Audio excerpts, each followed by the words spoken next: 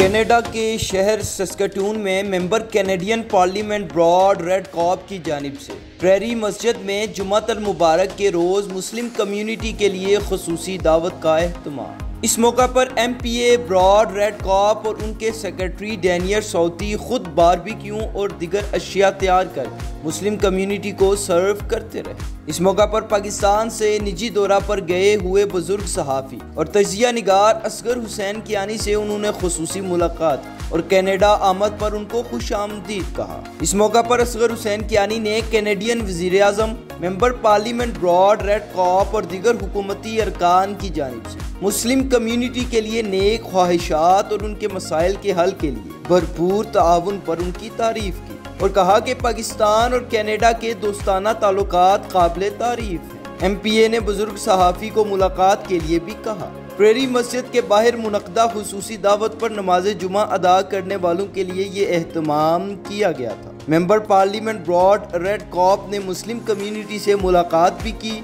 और उनमें घुल मिल गए।